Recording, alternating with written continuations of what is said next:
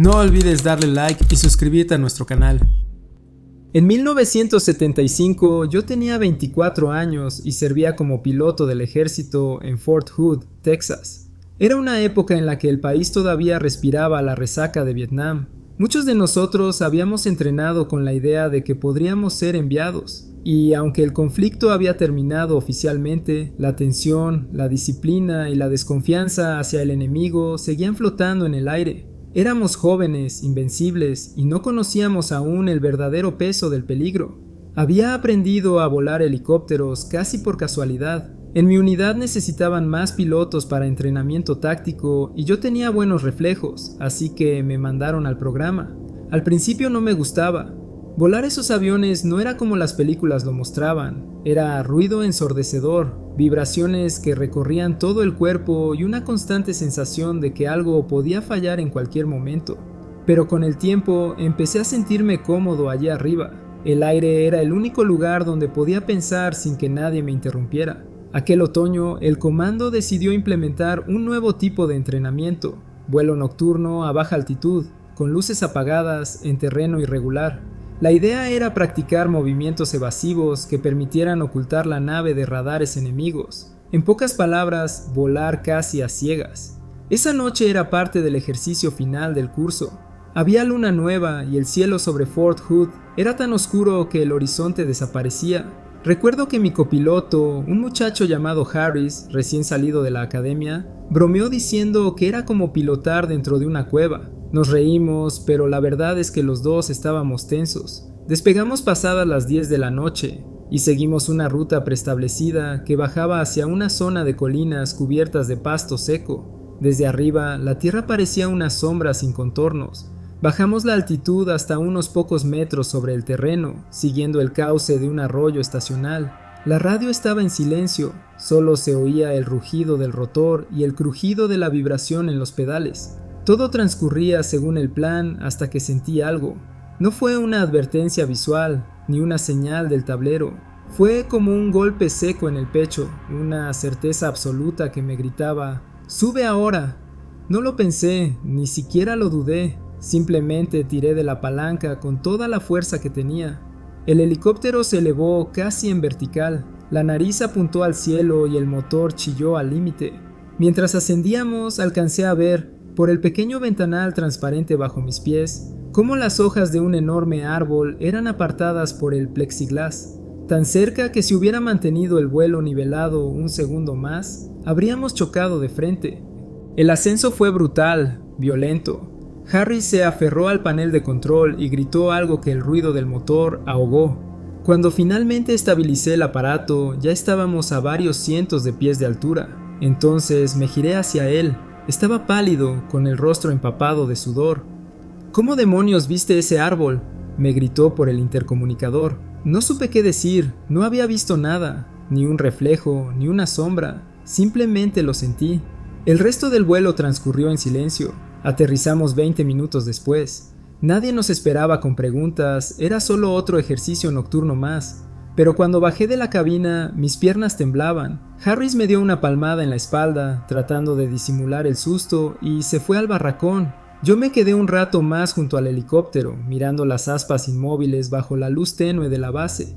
Esa noche no dormí. En mi cabeza, una sola imagen se repetía, las hojas moviéndose contra el vidrio, como si el árbol mismo hubiera querido advertirme. Pasaron los años. Fui ascendiendo, cambié de modelos de helicóptero y recorrí medio mundo en distintas misiones. Nunca volví a tener un accidente.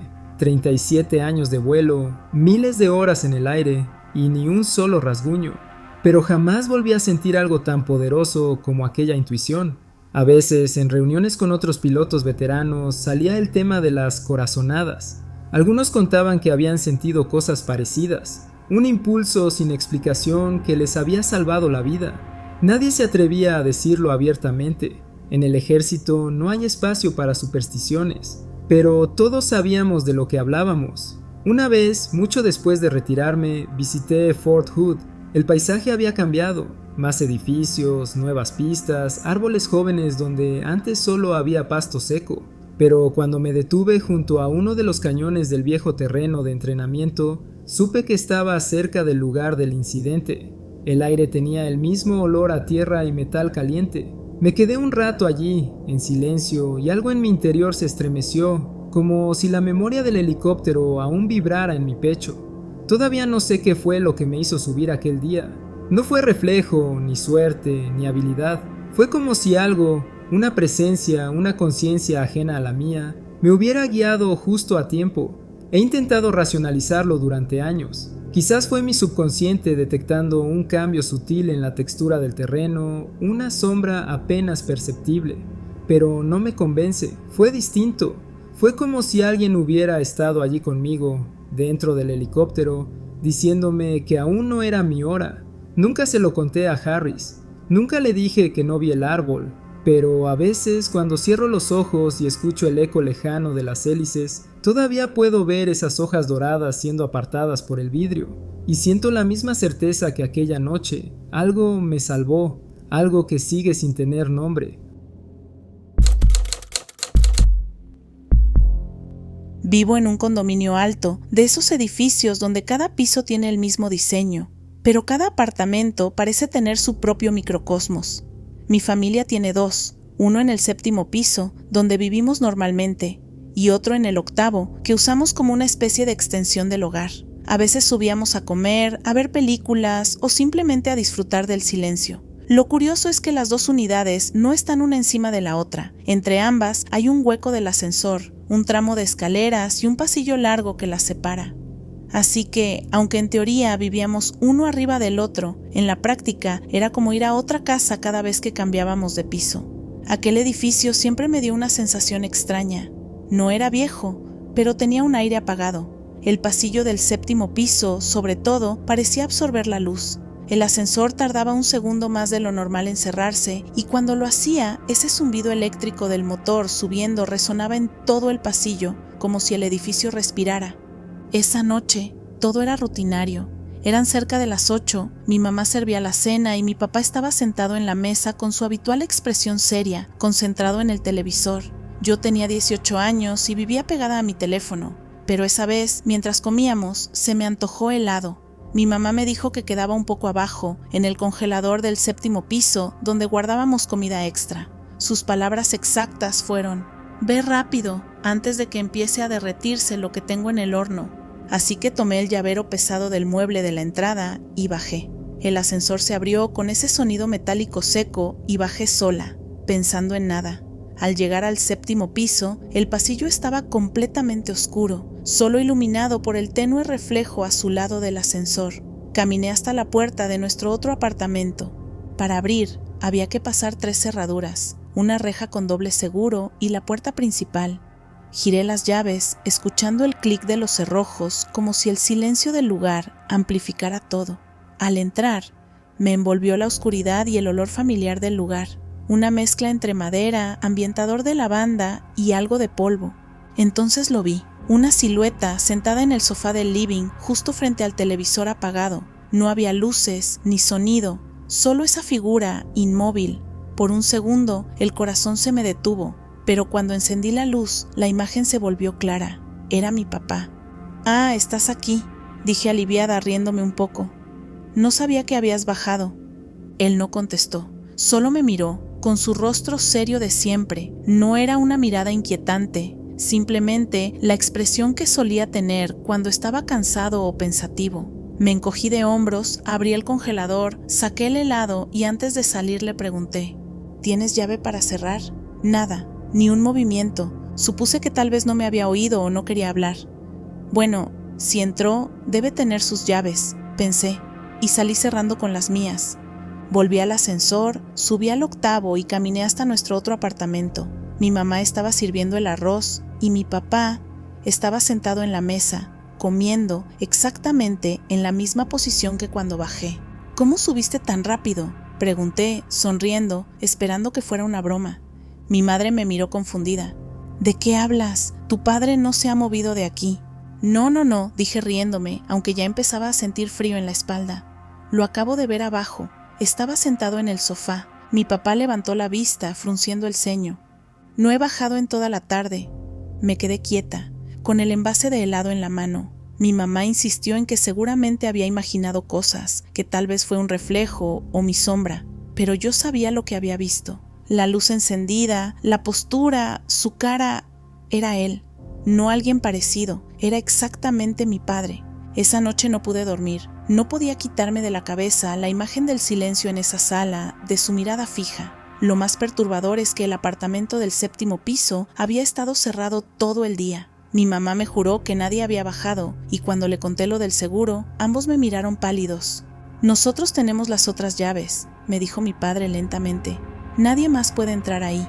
A la mañana siguiente bajamos juntos. Todo estaba en orden, nada fuera de lugar, nada robado, nada movido, pero había algo distinto. En el sofá, justo donde él, o eso que parecía ser él, había estado sentado, la tela tenía una hendidura, como si alguien pesado se hubiese sentado allí durante un buen rato. Revisamos las cerraduras. Las 3 estaban bien cerradas desde dentro. No había manera de que alguien hubiese entrado. Nunca volvimos a usar el apartamento del 7º piso con la misma tranquilidad. Desde ese día, siempre que bajo, dejo la puerta entreabierta por si acaso. Y nunca, nunca lo hago de noche. A veces pienso en aquel instante en que lo vi, en la calma, en el silencio, en esa mirada sin palabras. Y me pregunto si tal vez no era un doble, ni un intruso, ni una alucinación, sino algo más, algo que parecía mi padre, pero que no debía estar allí. Desde que tengo memoria, mi familia me ha dicho que soy igualito al bisabuelo. Al principio lo tomaba como una frase de esas que los parientes repiten sin pensar, pero con los años empecé a darme cuenta de que lo decían en serio. Mi bisabuelo, del que heredé el nombre, era una especie de leyenda familiar. Nadie vivo llegó a conocerlo. Murió 20 años antes de que yo naciera, pero todos hablaban de él con ese tono ambiguo, mitad admiración y mitad desconcierto. Según las historias, era un hombre alto, de casi 1,80 m, algo que en nuestra familia era una rareza genética. El resto son bajos, de contextura fuerte, trabajadores, gente de oficios, de madrugar y de no complicarse la vida. Mi padre, el más alto después de mí, apenas mide 1,73 y luego estoy yo, el raro. No solo por la altura, sino porque, igual que él, tengo esa tendencia a perderme en mis propios pensamientos. Puedo pasar horas leyendo, olvidando comer o apagar la estufa. Mi esposa bromea diciendo que si no fuera por ella, moriría de hambre con un libro en la mano. Eso mismo, según contaban, le pasaba a mi bisabuelo. Le decían el profesor, aunque nunca lo fue oficialmente. Tenía una obsesión con los temas intelectuales, filosofía, física, literatura. No dejaba de anotar cosas en cuadernos, fórmulas y frases que nadie entendía. Murió joven, solo, con la mente en otra parte. Mi padre solía reírse del parecido entre nosotros, pero a veces, cuando lo notaba observándome en silencio, había algo en su expresión, como si viera un fantasma. Una semana antes de mi boda, mi hermano mayor estaba escarbando entre los papeles viejos de la familia para buscar documentos genealógicos. Íbamos a usar algunas fotos antiguas en la recepción, una idea romántica que mi prometida tuvo, una pequeña exposición de los ancestros como una forma de incluirlos en el inicio de nuestra vida juntos. Recuerdo el momento exacto en que mi hermano entró a mi cuarto con una caja de cartón vieja, amarillenta, cubierta de polvo. «Tienes que ver esto», me dijo, riendo, aunque había algo nervioso en su tono. Sacó un acta de matrimonio de 1929. James y Clara. Miré el papel sin entender al principio. «¿Y qué?», pregunté. Mi hermano me miró y sonrió. «¿No lo ves?». «¿Qué cosa?». «El nombre de ella. Es igual al de tu prometida». Me quedé callado un momento, leyendo y releyendo las letras. El mismo nombre, la misma inicial del segundo apellido. Y entonces, sin que pudiera evitarlo, una sensación extraña me recorrió la espalda. No le di mucha importancia al principio. Le conté a mi futura esposa, riéndome, y ella lo tomó como una coincidencia bonita. Pero durante los días siguientes algo me inquietó. Mi madre sacó un retrato en blanco y negro del bisabuelo. No era muy nítido, pero bastaba. El hombre tenía el mismo gesto pensativo, la frente alta, incluso una cicatriz pequeña en la ceja izquierda, igual que yo, resultado, según me contaron, de un golpe de infancia. La misma cicatriz. Esa noche soñé con él. Estábamos en una habitación antigua, iluminada por lámparas de gas. Él escribía en un escritorio de madera, y cuando levantó la vista, me miró con una expresión que me dejó paralizado. «No cometas los mismos errores», me dijo, y luego desperté. La boda fue hermosa, pero confieso que durante la ceremonia, cuando pronunciaron nuestros nombres completos, los mismos que aparecían en aquel acta amarillenta, sentí una punzada de déjà vu, como si esa escena ya hubiera ocurrido antes. No lo conté a nadie, pero durante el brindis, justo cuando mi esposa me tomó la mano, escuché en mi cabeza la misma frase del sueño: «No cometas los mismos errores». Pasaron los años y cada tanto aparecen pequeñas coincidencias. Una libreta vieja con mis iniciales y caligrafía casi idéntica a la mía, encontrada en el desván de mis abuelos. Una anotación en la que mi bisabuelo escribía sobre la posibilidad de la repetición cíclica de las almas. Una nota firmada con mi nombre completo, mi nombre. Hoy, cuando pienso en eso, me pregunto si realmente somos nuevos o si la vida simplemente recicla las mismas almas, las mismas historias, cambiando algunos detalles. A veces me miro al espejo y me pregunto si soy realmente yo, o solo una continuación de alguien que nunca terminó su historia. Y si no somos únicos, sino versiones actualizadas. Quizás no somos más que eso, contenido reciclado. Cuando era niña, vivíamos en una casa vieja, en una colonia tranquila, de esas donde todos los vecinos se conocían y los niños jugaban en la calle hasta que anochecía. Mi mamá, Verónica, era de esas mujeres que parecían no cansarse nunca. Trabajaba, limpiaba, cocinaba y todavía tenía energía para subir a lavar a la azotea con sus 3 hijos alrededor. Yo soy Fanny, la del medio, la que siempre tenía curiosidad por todo y que nunca podía quedarse quieta.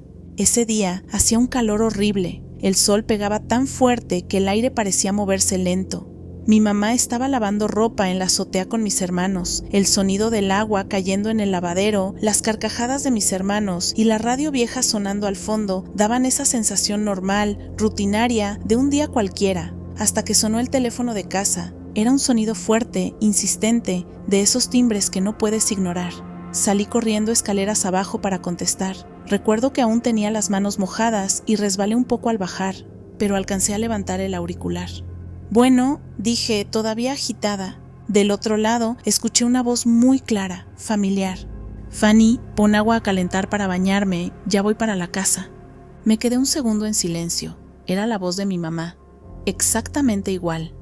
«¿Perdón? ¿Quién habla?», pregunté confundida. La mujer soltó un pequeño suspiro, molesta, como cuando mi mamá se enfadaba porque no la entendíamos. «No estés jugando. Soy tu mamá, Verónica, ya no empieces con tus bromas, voy para la casa, pon el agua», repitió, con ese mismo tono cansado pero cariñoso. Y ahí fue cuando algo me recorrió todo el cuerpo. Mi mamá estaba en la azotea, literalmente arriba de mí, lavando. Pude escuchar su risa con mis hermanos, incluso mientras hablaba con la otra voz en el teléfono. No supe qué hacer, solo dije «ok» y colgué. Subí corriendo a la azotea, el corazón se me salía del pecho. «¡Mamá!», le grité, «acabas de llamarme por teléfono».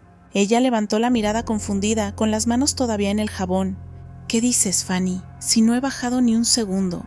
Le conté todo, la llamada, la voz, las palabras exactas. Mis hermanos se rieron al principio, pensando que era una broma, pero mi mamá se quedó seria. Fuimos juntas al teléfono y revisamos el contestador automático. Siempre quedaban registradas las llamadas entrantes. No había ninguna nueva, solo los números viejos de la mañana, pero nada de hacía unos minutos. Intentamos marcar 69 para devolver la llamada, pero no había registro. Ese silencio fue lo más raro. Ninguna señal, ningún número, nada. Mi mamá trató de tranquilizarme, diciendo que quizá fue una equivocación o alguien con una voz parecida, pero no. Yo conocía demasiado bien la voz de mi mamá, la forma en que alargaba mi nombre, el tono cansado cuando regresaba del trabajo, y eso fue exactamente lo que escuché. Esa noche no pude dormir, me quedé pensando en lo que me había dicho: «Voy para la casa, pon el agua». Pero, ¿cuál casa? ¿Y de dónde me llamaba esa otra mamá? Durante días me quedé con la sensación de que había otra versión de nosotras, en otra casa idéntica, viviendo la misma vida. Solo que desfasada, como si una línea invisible se hubiera cruzado un momento. A veces, cuando el teléfono suena y estoy sola, tardo unos segundos en contestar. No porque tenga miedo de quién llama, sino porque temo volver a escuchar esa voz, tan familiar, tan mía, tan imposible. Nadie me creyó, pero yo sigo convencida de que aquella llamada no fue de este lado. Quizá mi mamá de otra dimensión también creyó haber llamado a su casa, y tal vez, en su versión de la historia, yo sí puse el agua a calentar.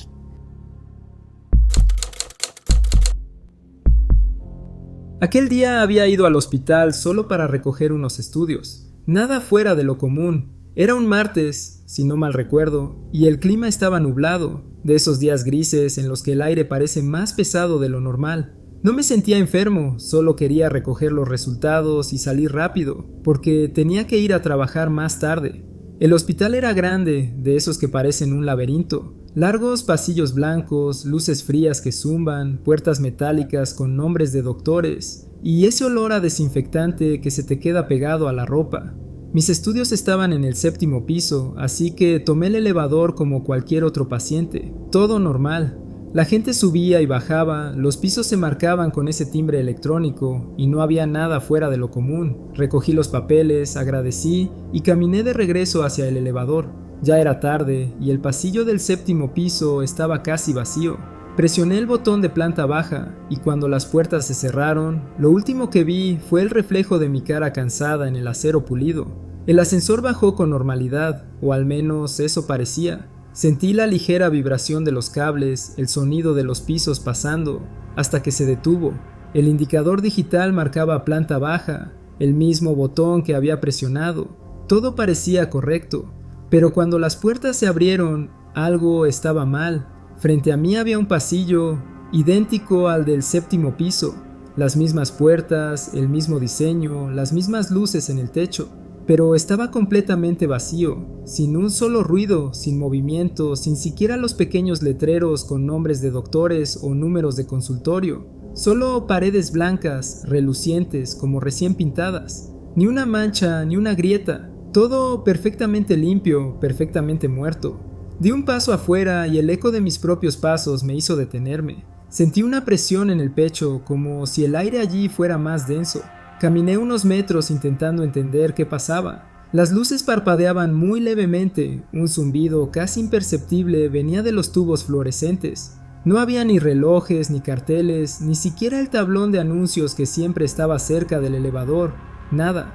Era como si hubiera entrado en una versión inacabada del hospital, una copia a medio construir o una maqueta real a escala. Entonces noté algo más inquietante, el silencio absoluto. Ni murmullos, ni pasos, ni puertas abriéndose en la distancia. Nada. Solo el sonido de mi respiración. El elevador seguía abierto detrás de mí, su interior iluminado como una caja de escape. Sentí un escalofrío recorrerme la espalda. Esa clase de sensación instintiva que te dice que estás en un lugar donde no deberías estar. Volví corriendo hacia el elevador y presioné el botón del piso 1 con el corazón golpeando fuerte. Las puertas se cerraron lentamente y por un segundo tuve miedo de que el ascensor se quedara ahí, atrapado entre dos realidades. Cuando se abrieron de nuevo, todo volvió a la normalidad. Gente caminando por el pasillo, doctores con batas blancas, pacientes esperando.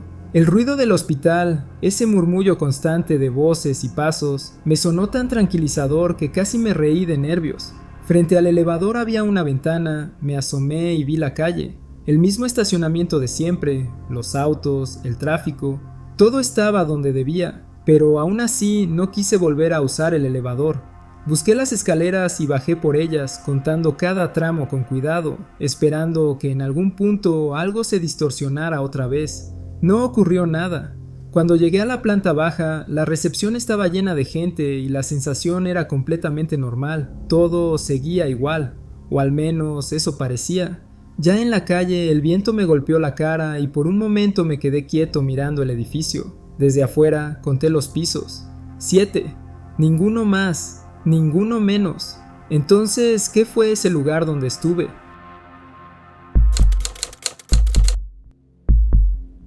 Siempre me ha gustado manejar de noche. Hay algo en las carreteras vacías, el murmullo constante del motor y las luces de los faros abriéndose paso entre la oscuridad que me resulta casi terapéutico. Aquella noche, hace unos 5 años, venía de regreso de Córdoba hacia mi casa en Orizaba. Era un viaje corto, habitual, uno que había hecho decenas de veces sin pensarlo demasiado. Recuerdo que el cielo estaba despejado y el aire fresco se colaba por la ventanilla entreabierta. Llevaba la radio bajita, solo para no sentirme tan sola, y un termo de café a medio terminar en el portavasos. Todo era normal, hasta que llegué al puente del Metlac. Quien vive en la zona sabe de qué lugar hablo, ese enorme puente que cruza el barranco entre Fortín e Ixtaxoquitlán. De día, la vista es impresionante, puedes ver el río abajo, el verdor de la barranca y las montañas que enmarcan la carretera. Pero de noche es otra cosa. El abismo se vuelve una sombra inmensa y el eco de los neumáticos contra el pavimento parece más fuerte de lo normal, como si el sonido rebotara en las paredes del vacío. Empecé a cruzarlo sin prisa, a una velocidad moderada. No había casi tráfico ni luces de otros autos delante o detrás. Justo a la mitad del puente, una niebla espesa apareció de la nada. No fue gradual, no fue como esas brumas suaves que uno ve formarse en los cerros. Simplemente surgió. En cuestión de segundos, mi visibilidad se redujo a lo que iluminaban los faros del coche, apenas unos metros. Sentí como mi corazón empezó a acelerarse. Aflojé el pie del acelerador y bajé un poco la velocidad, tratando de no entrar en pánico. Pero el puente, que normalmente se cruza en un minuto, parecía no terminar nunca. Avanzaba y seguía viendo lo mismo, la misma niebla espesa, la misma línea blanca sobre el asfalto, el mismo vacío gris a los costados. Fue como si hubiera quedado atrapada en un bucle. Miro el reloj del tablero. Habían pasado 7 minutos, 7 minutos atravesando un tramo que nunca dura más de uno. Empecé a sentir esa presión en el pecho que aparece cuando el cuerpo entiende que algo no está bien. Y lo más aterrador era que no había ningún otro coche, ni luces al frente, ni reflejos en el retrovisor, nada. Era como si el mundo se hubiera detenido conmigo dentro de esa nube espesa. Decidí pisar el acelerador. Lo hice con miedo, sí, pero con la necesidad de salir de ahí. El motor rugió y el carro empezó a avanzar más rápido, aunque por momentos me parecía que no me movía en absoluto, como si las ruedas giraran sobre el mismo pedazo de carretera. Y entonces, de repente, la niebla desapareció. Así, sin transición alguna. En un parpadeo, volví a ver el final del puente y las luces de la carretera normal. El aire se sentía más seco, más frío. Frené un poco, giré la cabeza y al mirar por el retrovisor vi algo que me heló por completo. Los faros de varios autos venían detrás de mí, circulando con normalidad. Y lo más raro, no había niebla en absoluto. ¿Cómo era posible? ¿Dónde estuvieron todos esos coches mientras yo estaba atrapada en esa nube? ¿Por qué nadie más la vio? Llegué a casa temblando. Mi mamá me vio entrar pálida y apenas pude explicarle lo que había pasado. Me dijo que el Metlac siempre ha tenido cosas raras, que desde hace años se cuentan historias de gente que ve a una mujer pidiendo aventón a la mitad del puente, una mujer vestida de blanco que desaparece en cuanto el auto cruza el último tramo, que también hay quienes dicen escuchar pasos o voces en medio de la niebla justo antes de perder el control del vehículo. No sé si lo mío fue eso, una especie de ilusión, un lapsus del tiempo o algo más que no debería haber presenciado. Solo sé que el reloj no miente. Salí de Córdoba a las 10:30 y de acuerdo con la distancia debí llegar a mi casa antes de las 11, pero el reloj del coche marcaba 11:22 cuando apagué el motor. Cada vez que paso por el Metlac, lo hago de día, y aún así, no puedo evitar mirar al horizonte, buscando el punto exacto donde la niebla me atrapó aquella noche. A veces pienso que algo, o alguien, me detuvo allí por una razón.